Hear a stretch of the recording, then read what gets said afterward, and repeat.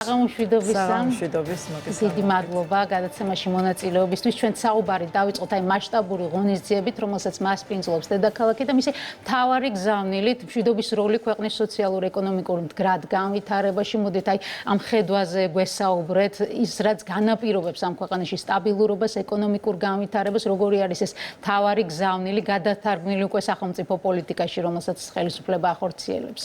საღამოშვიდობის მივესალმებით ჩვენს მაყურებელს. მნიშვნელოვანი ღონისძიება ტარდება თბილისში, მასპინძლობს ჩვენი დედაქალაქი საკმაოდ ბევრ სტუმარს სხვადასხვა ქვეყნიდან და თემა არის განვითარება და თავარი თემა ამ განვითარებისთვის, რა თქმა უნდა, მშვიდობა, რაც ჩვენთვის არის ძალიან აქტუალური და ძალიან რელევანტური, როდესაც ვსაუბრობთ განვითარებაზე და დღეს არაერთხელ აღინიშნა, რომ განვითარებაზე საუბარი წარმოუდგენელია მშვიდობის გარეშე და მშვიდობა არის სწორედ ის საფუძველი, რაც გვჭირდება იმისათვის, რომ ვისაუბროთ ჩვენს მომავალზე. ჩვენ ბოლო წლების განმავლობაში საკმაოდ სერიოზული გამოწვევების წინაშე ვიდექით და მშვიდობას აქვს განსაკუთრებული მნიშვნელობა ჩვენი ქვეყნისთვის. ესეთ თავგამოდებით ვიცავდით სწორედ მას და ვიცავთ სწორედ მას, ეს საფრთხეები არსად არის წასული და არის ძალიან მნიშვნელოვანი, იმიტომ რომ ჩვენი ქვეყნის ეროვნული ინტერესების დასაცავად, ჩვენი ქვეყნის მომავლის დასაცავად, ჩვენი შვილების მომავლის დასაცავად პირველ რიგში მნიშვნელოვანია, რომ შევინარჩუნოთ მშვიდობა არა მხოლოდ ჩვენს ქვეყანაში, ჩვენს რეგიონში და ესეც არაერთხელ აღინიშნა, რომ ერთია, რა თქმა უნდა, პირველ რიგში ვიზრუნოთ ჩვენს ქვეყანაზე, ჩვენს ქვეყანაში მშვიდობაზე და სტაბილურობაზე და რა თქმა უნდა, შემდგომ უკვე, როდესაც საუბრობთ ჩვენი ქვეყნის როლზე, განსაკუთრებით შუა დერეფანში, შუა დერეფნის განვითარებაზე, აქ რა თქმა უნდა, სხვა მნიშვნელობას იძენს ასევე რეგიონში მშვიდობა და ჩვენს მეზობლებთან ურთიერთობები და მშვიდობიანი თანაცხოვრების შესაძლებლობები სამხრეთ კავკასიის რეგიონში და ესეც საკმაოდ დიდი ყურადღება დაეთმო ამ თემას დღეს და გაგრძელდება კიდევ საუბრები ხვალაც. ძალიან მნიშვნელოვანია და მნიშვნელოვანი საფუძველია ჩვენი ქალაქის განვითარებისთვის და ქვეყნის განვითარებისთვისაც, რა თქმა უნდა. ამ პროცესში მნიშვნელოვანია რა სტანდარტებით თამაშობს საქართველო და რა სტანდარტებით თამაშობენ ველზე გარე აქტორები. ხშირად ხელისუფლების მხრიდან გაისმის ბრალდებები ორმაგ სტანდარტთან დაკავშირებით. წეგან შესავალში ვსაუბრობდით მათ შორის შვედეთის მაგალითზე. რა პროცესი ვითარდება ახლა და რატომ არის მაგალითად კონკრეტული კანონი ან გადაწყვეტილება ევროპულ ქვეყანაში მისაღები და საქართველოში ეს დემოკრატიული უკუსლა, როგორც ხშირად გვესმის ხოლმე, ან თავისუფალი მედიის, ან სამოქალაქო სექტორის ჩახშობა. ხო, ერთგვარად გაცვდა კიდეც მივეჩვიეთ, რომ სხვა ერთი და იგივე მოვლენები შეფასება ხდება სხვადასხვა გვარად და საქართველოსთან მიმართებაში, რაც ესე დრამატულად და ტრაგიკულად ჩანს, ის ძალიან ჩვეულებრივი და დემოკრატიის დაცვისთვის კეთდება ევროპულ ქვეყნებში, ევროკავშირში. ასე იყო, როდესაც ჩვენ საუბრობდით გამჭვირვალობის კანონზე და გახსოვთ კიდეც, რომ იგივე ტიპის საკანონმდებლო აქტი განიხილებოდა ევროპარლამენტში და ამას მთელი ახსნა-განმარტებითი ბარათიც ახლდა, რომ ეს საჭირო იყო ევროპული დემოკრატიის დასაცავად, ეს საჭირო იყო ევროპელი მოქალაქეების ინფორმირებულობისთვის, მათი უფლებებისთვის, მაშინ როდესაც გახსოვთ და გვახსოვს ყველას კარგად, როგორ მოინათლა ეს კანონი, გამჭვირვალობის კანონი საქართველოში და რა პროცესების საფუძველი გახდა ეს. თუმცა ალბათ უფრო ფართო ჭრილში თუ შევხედავთ, ესეც ალბათ ერთგვარი მიზეზი იყო და არის, როდესაც დაგეგმილია კონკრეტული ქმედებების კონკრეტულ ქვეყანასთან, ამ შემთხვევაში საქართველოსთან მიმართებაში და დაგეგმილია კონკრეტული რეაქციები და რეაგირება, თუ კი ეს ქვეყანა არ მოიქცევა ისე, როგორც საჭიროა. დღეს ალბათ ბევრი კითხვა აღარ არსებობს იმასთან დაკავშირებით, თუ რა ინტერესები არსებობდა ჩვენს ქვეყანასთან მიმართებაში კონკრეტული აქტორების მხრიდან. ხა იყო ჩვენი კრიტიკა, როდესაც საუბრობდით გლობალურ ომის პარტიაზე და ასე ვთქვათ, ასე ვფუთავდით იმ მოძრაობას, რომელიც ხდებოდა ჩვენი ქვეყნის წინააღმდეგ და ჩვენი ქვეყნის ეროვნული ინტერესების წინააღმდეგ. რა თქმა უნდა, ეს იყო მცდელობა, რომ კონკრეტული ქვეყნებისკენ ხელი არ გაგვეშვირა და რაღაც კიდევ უფრო არ გაგვემძაფრებინა ეს ისედაც საკმაოდ რთული ვითარება და ამგვარად შეგვეფუთა ის მდგომარეობა და ამგვარად, ასე ვთქვათ, მიგვეწოდებინა ის რთული გამოწვევა, რომელიც ჩვენი ქვეყნის წინაშე იდგა. დღეს ამაზე თემაზე ბევრი კითხვა არ არსებობს, ეს საფრთხე ნამდვილად არსებობდა, ეს ინტერესიც ნამდვილად არსებობდა საქართველოსთან მიმართებაში და ერთგვარი ინერციით მოდის ახლა ისევ და ისევ გრძელდება საქართველოსთან დამოკიდებულება და ეს ორმაგი სტანდარტიც სწორედ ამ ყველაფერში ჯდება კარგად. ასე არის საჭირო, რომ საქართველო უნდა იყოს გაკრიტიკებული, საქართველოს მიმართ უნდა ისმოდეს კრიტიკა, საქართველოში უნდა იყოს რაღაც მიზეზი იმისათვის, რომ გავაკრიტიკოთ და ეს არის თურმე დემოკრატიული უკუსვლა. ანუ ადამიანები, ეს საინტერესო იყო, ხა ვაკვირდებოდით ხო, ევროპარლამენტში ხა ცოტა კომიკურია უკვე ეს ყველაფერი და ძალიან რთულია სერიოზულად უყურო და დრო დახარჯო საერთოდ ამაზე, თუმცა ხედავდით, რომ ყავთ ადამიანები მიწვეული, რომელსაც არ აქვს არანაირი ლეგიტიმაცია, საერთოდ არანაირი მანდატი, ისიც არავინ იცის, რამდენი ადამიანი დაუჭერდა ამ ადამიანს მხარს პარლამენტში, ევროპარლამენტში რო გამოდის და საქართველოს ხალხის საუბრობს, არავინ იცის, ხო შეიძლება 3-4 კაცის იქით მისი მხარდამჭერი არავინ იყოს და დემოკრატიაზე საუბრობენ და აკრიტიკებენ ხელისუფლებას და არ აღიარებენ ხელისუფლებას, რომლის უკანაც 54% დგას ქართველი ამომრჩევლის და საუბრობენ ქართულ ხალხზე და ქართული ხალხის უფლებების დაცვაზე. ნუ ამის სერიოზულად ამის კომენტარის გაკეთება და საერთოდ შეხედვა ამ პროცესზე ნამდვილად უკვე შეუძლებელია და ეს არის რაღაც კომიკური ერთგვარი სიტუაცია და ძალიან სამწუხაროა ჩემთვის ეს. მე ამას ნამდვილად ვერ ვიტყვი სიხარულით, რა მდგომარეობაშიდაც არის დღეს ევროპარლამენტი, რა მდგომარეობაშიდაც არის ევროპული ბიუროკრატია, ძალიან სამწუხაროა ის განცხადებები, რომელიც მათგან გვესმის, უკვე მართლაც შეუძლებელია რომ რაღაც ამ თემაზე სადისკუსიო ძალიან კარგი მაგალითია ზოგადად ევროინტეგრაციის შეჩერების თემა, რაც იყო მთავარი ბრალდება ხელისუფლების წინააღმდეგ და ამ დროს ევროკომისარი მარტა კოსი ამბობს, რომ ეს იყო ევროპული საბჭოს მიერ მიღებული გადაწყვეტილება, რომელიც ბრიუსელში იქნა მიღებული და შეიძლება გაგრძელდეს კიდეც ეს პროცესი თუ მზაობას გამოავლენს საქართველოს ხელისუფლებაო. აი ეს რამდენად მნიშვნელოვანია ასეთი აღიარებები, რომელიც თვეების შემდეგ ისმეს საზოგადოება. მარტივია ძალიან, ტყუილი ზოგადად არის ძალიან მოკლეხნიანი ინსტრუმენტი და ტყუილზეა აგებული ეს ყველაფერი და ყოველთვის რაღაცა დროის მერე თავისით ხდება ხოლმე ამ ყველაფრის გასჯარო. ესეც რაღაც ესეთი უნიათო ტყუილი იყო, ხო ჩვენ არც ესეთი მოკლე მახსოვრობა გვაქვს, ძალიან კარგად ვიცით რა გახდა მიზეზი და რატომ გააჩერეს პოლიტიკური დიალოგი საქართველოსთან და რა იყო ამის მიზეზი ნოემბრის გადაწყვეტილება. წელიწად ნახევარი საქართველოს ალოდინეს კანდიდატის სტატუსისთვის, არ მიცეს კანდიდატის სტატუსი, წელიწად ნახევარი ვიყავით მოლოდინის რეჟიმში. მოგვცეს კანდიდატის სტატუსი და არ დაწყებული გაწევრიანების პროცესი გააჩერეს. არ დაწყებულა პროცესი. ჩვენთან მოლაპარაკებები არავის გაუხსნია.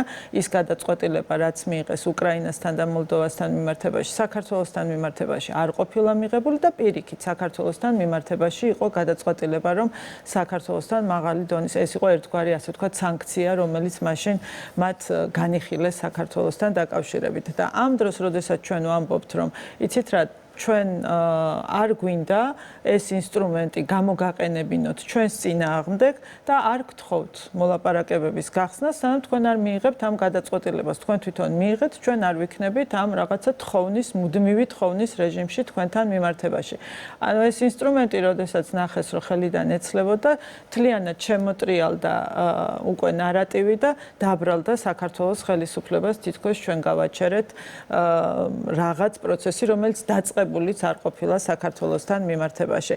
და ახლა უკვე ისევ და ისევ ევროკომისიიდან გვესმის, რომ თურმე მათ დაუსჯივართ და მათი გადაწყვეტილება ყოფილა. ასევე გვესმის ოპოზიციისადმი მოწოდება, რომელიც არჩევნებში მონაწილეობას ეხება, თუმცა ამავდროულად საპარლამენტო არჩევნების საკითხი კვლავ კრიტიკულად არის შეფასებული. ანუ ერთის მხრივ ისინი მოუწოდებენ ხელისუფლების ოპონენტებს, რომ ჩაერთონ საარჩევნო პროცესში და ისარგებლონ ამ შესაძლებლობებით და მეორე მხრივ მივამე ტექსტებში ვკითხულობთ, რომ წინა არჩევნები, საპარლამენტო არჩევნები ჩატარდა თავად დარღვევებით, გაყალბებით, ხელისუფლების ლეგიტიმაციაზე არის მთელი მინიშნებები და ასე შემდეგ. რას უკავშირდება იმ მსგავსი ტიპის ტექსტები, რომ ერთის მხრივ მოუწოდებენ არჩევნებში მონაწილეობას და მეორე მხრივ წინა არჩევნებს და საარჩევნო ადმინისტრაციას არ აღიარებენ?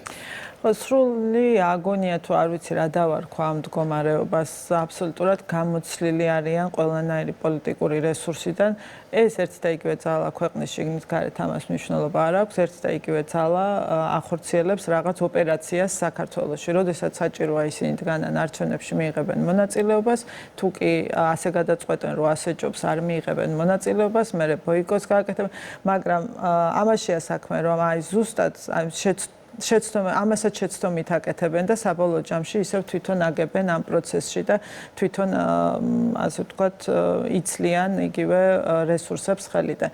დღეს საუბრობენ ვერ ჩამოყალიბდნენ ხელისუფლება არის თუ არ არის, აღიარებენ ხელისუფლებას თუ არ აღიარებენ. საერთოდ არჩევნებს ვატარებთ, ეს არჩევნები თქვეს რომ ახალი დემოკრატიის ახალი ტესტი ყოფილა კიდევ საქართველოსთვის ადგილობრივი არჩევნები და ახლა ჩამოყალიბდით რომ დემოკრატიის ტესტი თუ არის და პლურალიზმი თუ არის საჭირო, ესე იგი იქ ოპოზიციაც არის საჭირო, ხო, რომ ოპოზიცია იყოს და მათთვისაც ერთგვარი ორაზროვანი, მაგრამ მოწოდება იყო იქ აშკარად, რომ ამ პროცესში მიიღონ მონაწილეობა.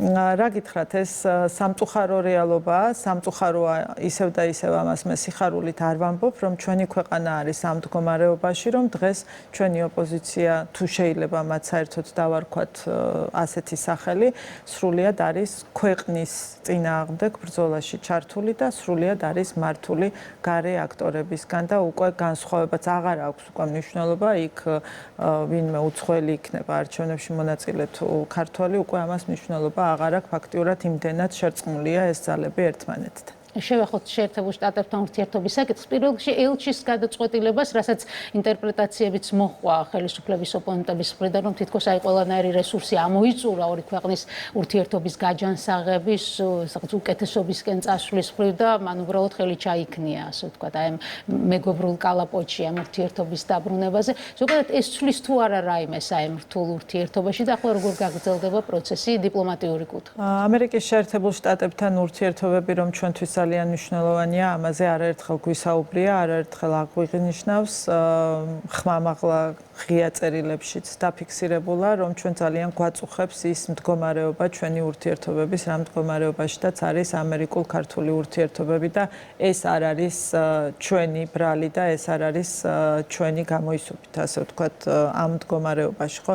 ჩვენ ბოლო წლებში ვაკვირდებოდით ზუსტად ეს დრამატულ გაუარესებას ამ ურთიერთობების და მოვედით იმ დონემდე და იმ ეტაპამდე, რა ეტაპზედაც უკვე მტრულ აქტებს არქმევენ მეგობარ აქტებს და საერთოდ ორ ქვეყანას შორის ურთიერთობები რა მდგომარეობაშია ძალიან რთული სათქმელია ვიზუალურად, როგორც ჩანს გარედან ესეთი სურათი მივიღეთ.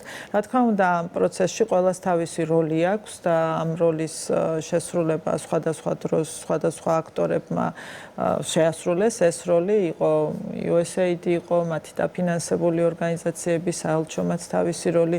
მე არ მინდა ახლა ამერიკის შეერთებული შტატების საელჩოს კრიტიკით დავკავდე, თუმცა თავისი როლი ჩვენ ნახეთ ეს და ჩვენ ნახეთ როგორ იყვნენ ჩართულები თუნდაც წინა საარჩევნო პერიოდში. ელჩს რა როლი ჰქონდა ამ პროცესში, იმიტომ რომ სადღაც 2 წელია ის საქართველოში იმყოფება, ცნობილი ქარდების კამპანიაც გვახსოვს, პრეზიდენტ ყაველაშვილის სადმე გაგზავნილი წერილი, რომელიც მათ არ გამოაქვეყნეს, შემდეგ ამ ბოლო ამბავი ბიძინა ივანიშვილთან შეხვედრაზე, უпростоრად უარზე ამ შეხვედრის შესახებ, ელჩის როლზეც ვისაუბროთ მოდით. ელჩის როლზეც და ალბათ იმ დინამიკაზეც, რაც ბოლო პერიოდში შეიმჩნევა, ხო, როგორ რაღაცნაირად ეს ბრძოლა ჩანს კიდეც ერთგვარად ერთი გზავნილი მოდის, მერე მეორე გზავნილი მოდის, თითქოს გაურკვევლობაც არის საქართველოსთან დაკავშირებით ამერიკულ პოზიციებში, თუმცა მეორეს მხრივ ერთი რითაც შეგვიძლია ჩვენ რასაც შეგვიძლია დავეყრდნოთ რა გზავნილებსაც, რაც მიგვიღია და ბოლო პერიოდში თქვენ ნახეთ იყო შეხვედრა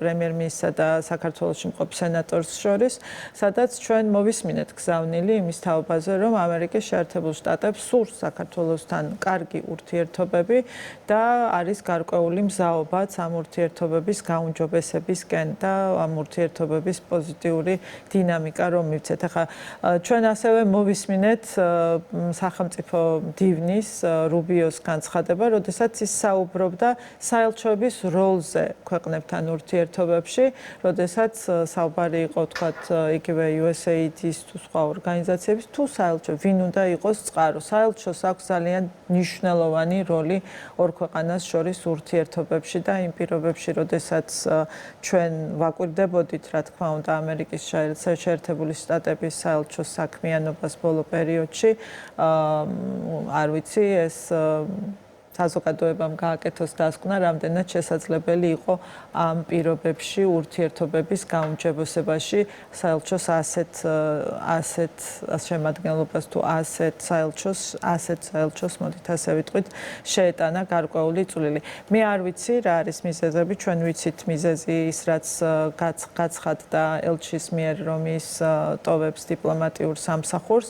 ფაქტი არის ასეთი, რომ ამერიკის შეერთებულ შტატებს დღეს აქვს შესაძლებლობა ყავდეს ახალი წარმომადგენელი საქართველოში, რაც იმას ნიშნავს, რომ მას აქვსევე აქვს შესაძლებლობა, რომ ახალი ფურცლიდან დავიწყოთ ჩვენი ურთიერთობები, ყოველგვარი წარსული, ასე ვთქვათ, რაღაც მოყოლილი ამბების გარეშე და რა თქმა უნდა, ეს არის ძალიან კარგი შესაძლებლობა, თუ კი სურვილი არის ამერიკის შეერთებულ შტატებში საქართველოსთან ურთიერთობების გადახედვის, პოზიტიურ კონტექსტში საქართველოსთან ურთიერთობების გადატვირთვის, რაზედაც არაერთხელ ისაუბრა საქართველოს პრემიერ-მინისტრმა, ისაუბრა ღია წერილშიც, რა თქმა უნდა, ეს იქნება საუკეთესო შესაძლებლობა ახალი ფურცლიდან დავიწყოთ ჩვენი ურთიერთობები და მე ამის ძალიან დიდი იმედი მაქვს, რომ ის რაც ჩვენ მოვისმინეთ, ის სურვილები ნამდვილად არსებობს ამერიკის შეერთებულ შტატებში.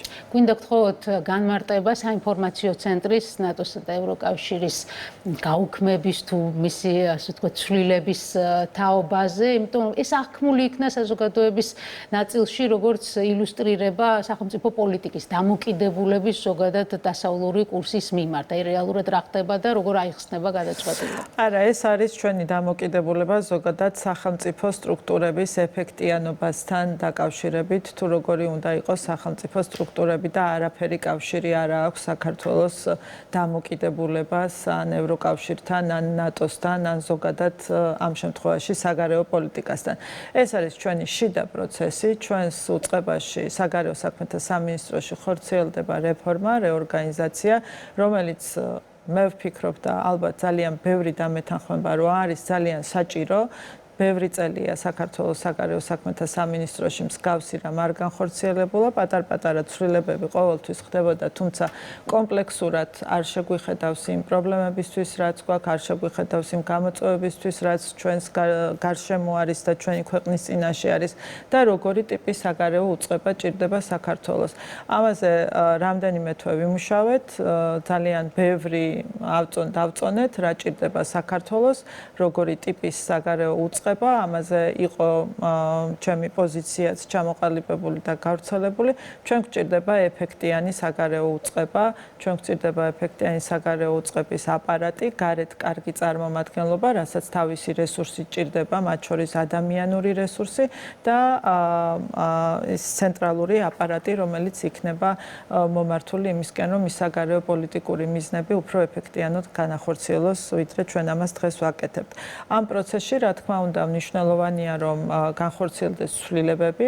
სწორედ ეს არის ეს არსად არ დაკარგულა ცენტრის ფუნქცია, როგორც ამას სპეკულირებენ და ამბობენ, ცენტრის ფუნქციას შეითავსებს ევროინტეგრაციის დეპარტამენტი, რაც ნორმალურია და ასეც უნდა იყოს. ეს არის დეპარტამენტი, რომელიც იხელმძღვანელებს და უხელმძღვანელებს ევროკავშირთან ურთიერთობებს. აქაც საკმაოდ ისეთი მნიშვნელოვანი ცვლილება ხორციელდება იქიდან გამომდინარე, რომ ეს არის პრიორიტეტი ქვეყნისთვის და ევროპული დეპარტამენტი ძლიერდება აქ იქნება როგორც ორმხრივი ურთიერთობები, ასევე ევროკავშირთან ურთიერთობები ერთად თავმოყრილი, რაც კიდევ უფრო კარგ შესაძლებლობას მოგცემს იმისთვის, რომ უკეთ გავაკეთოთ და გავატაროთ კოორდინირებული პოლიტიკა და რა თქმა უნდა ის ცვლილებები, რაც განხორციელდება საგარეო საქმეთა სამინისტროში, ემსახურება ერთადერთ მიზანს.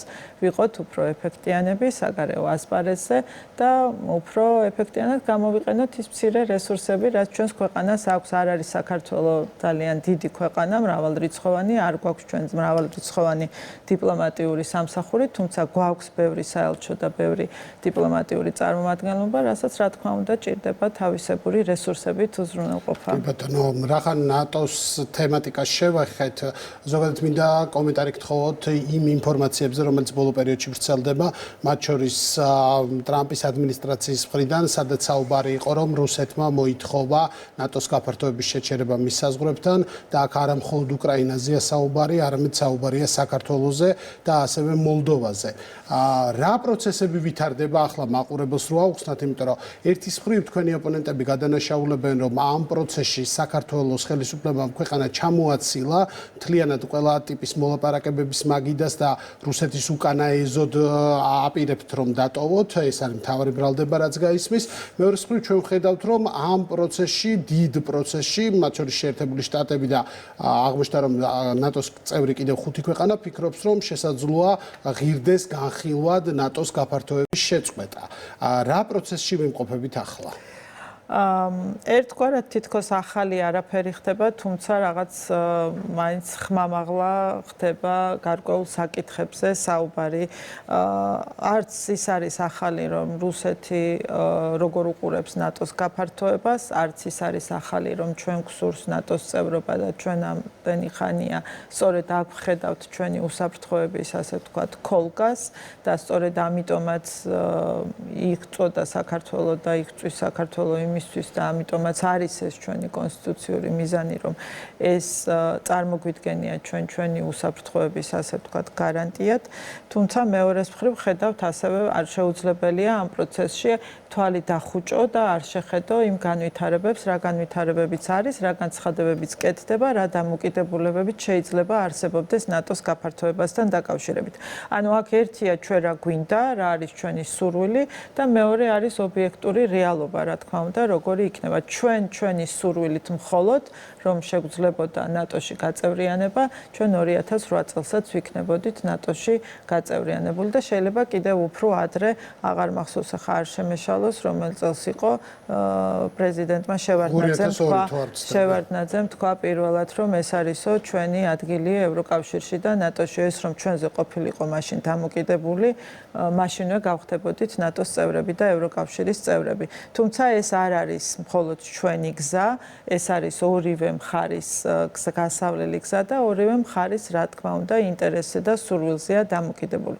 ეხლა რამდენად აქვს ნატოს თავად გაფართოების სურვილი, რამდენად აქვს ნატოს თავად უნარი იმისა, რომ გაფართოვდეს აღმოსავლეთით, ეს უკვე რა თქმა უნდა ნატოს წევრი სახელმწიფოების სათქმელია და ნატოს წევრი სახელმწიფოებისგან გვაქვს მოსასმენი. ჩვენ ახლა ნახეთ ხომ 2008 წლიდან საქართველოს და უკრაინა არიან ის ქვეყნები, რომელთაც აქვთ დაპირება, რომ უნდა გამხდარიყვნენ ნატოს წევრები, თუმცა ჩვენ ამ დრომდე ძალიან ბევრი წელი გავიდა, ვერ ნახეთ რეალური ნაბიჯი გადადგმული ნატოს მხრიდან მიუხედავად იმისა, რომ საქართველოს ყველაფერი გააკეთა იმისათვის, რომ ყოფილიყო მზად ნატოს წევრობისთვის. ვერავინ ვერ იტყვის, რომ საქართველოს უფრო ნაკლებად მომზადებული იყო ვიდრე ბალკანეთის რომელიმე ქვეყანა, რომელიც მას შემდეგ გახდა ნატოს წევრი და ჩვენ ნახეთ ასევე პოლიტიკური ნების შემთხვევაში თუ როგორ სწრაფად შეიძლება გახდეს ქვეყანა ფინეთისა და შვედეთის მაგალითზე ნატოს წევრი. ასე რომ ჩვენ აქ არ გვაკლია ნამდვილად ტექნიკურად საქართველოს მზაობა, რაც გვაკლია აქ ამ შემთხვევაში ჩვენ შეგვიძლია ვთქვათ, რომ გვაკლია პოლიტიკური ნება ნატოს მხრიდან და არა საქართველოს მხრიდან. ამას ნამდვილად ვერავინ დააბრალებს ჩვენ ქვეყანას. ჩვენ ყველაფერი გავაკეთეთ იმისათვის, რომ გვეჩვენებინა, რომ ვართ ნატოსთან ერთად, ნატოს კონტრიბუცია საქართველოს საკმაოდ მნიშვნელოვანი იყო, სწორედ სხვადასხვა ოპერაციებში, როდესაც ნატოს გვერდით დგომას ეხებოდა საქმე და აქედან გამომდინარე, რაიმე კითხვის ნიშნის დასმა საქართველოს სურვილებთან დაკავშირებით უბრალოდ უადგილოა, ან პასუხისმგებლობის თავიდან აცილების, ასე ვთქვათ, მცდელობა, რომ საერთოდ ავაცილოთ პასუხისმგებლობა ნატოს მხარეს და გადმოვიტანოთ ისრები საქართველოსგან, როცა ნახეთ ევროკავშირთან მიმართებაში ასეთ მეთოდებსაც იყენებენ ხოლმე საქართველოსთან დაკავშირებით. სანამ დავასრულებთ საუბარს, მნიშვნელოვანი დღე იყო გუშინ გაეროში, სადაც რეკორდული მხარდაჭერით დამტკიცდა რეზოლუცია ჩვენი დევნილების შესახებ. აი, რას ნიშნავს ასეთი მაღალი მხარდაჭერა პოლიტიკური თვალსაზრისით, რა დატვირთვა აქვს მას? პირველ რიგში ეს რეზოლუცია, რა თქმა უნდა, ჩვენთვის მნიშვნელოვანია, იმისათვის, რომ ჩვენი იძულებით გადაადგილებული პირების საკითხი იდგეს საერთაშორისო დღის წესრიგში და ზოგადად საქართველოს პრობლემა, რაც არის ნომერი 1 გამოწვევა, ოკუპაცია და ოკუპაციასთან დაკავშირებული სწორედ ეს ჰუმანიტარული მდგომარეობა იყოს საერთაშორისო საზოგადოების ყურადღების ცენტრში. მხარდაჭერა ნამდვილად იყო უპრეცედენტო, ამ ხელა მხარდაჭერა საქართველოს არ ქონია, მე მოვისმინე ასევე კრიტიკაც ისმოდა გაუგებარი ამასთან დაკავშირებით, ბევრ რამესთან დაკავშირებით, მაგრამ ძალიან უცნაურია იმ ადამიანებისგან კრიტიკის მიღება, რომლებმაც 2009 წელს ომიდან ერთ წელიწადში 59-ზე მეტი მხარდამჭერი ვერ მოიპოვეს ამ რეზოლუციაზე. გააკრიტიკო დღეს ქართული ოცნების ხელისუფლება, გააკრიტიკო დღეს საგარეო საქმეთა სამინისტრო, როდესაც 107 სახელმწიფო უჭერს საქართველოს პოზიციას მხარს საერთაშორისო არენაზე. ეს არის ძალიან დიდი მიღწევა. ეს არის მუდმივი პროცესი, ასევე არის ქართული დიპლომატიის დიდი გამარჯვებაც ამ შემთხვევაში, ძალიან დიდი სამუშაოს შედეგი, რომელიც მთელი წლის განმავლობაში ხორციელდება. ჩვენ ასევე ვაკვირდებოდით არაერთხელ გამხდარა ჩვენი შეხვედრები ოპონენტების ქილიკის საგანი, თუმცა ეს ყველაფერი, რა თქმა უნდა, ემსახურება იმას, რომ მთელი წლის განმავლობაში მოვიპოვოთ მხარდაჭერა მსოფლიოს მასშტაბით ყველა რეგიონში და ყველა ქვეყნიდან. მადლობა, საგარეო საქმეთა მინისტრი მაკა ბოჭორიშვილი საუბრობდა იმედი ლაივში.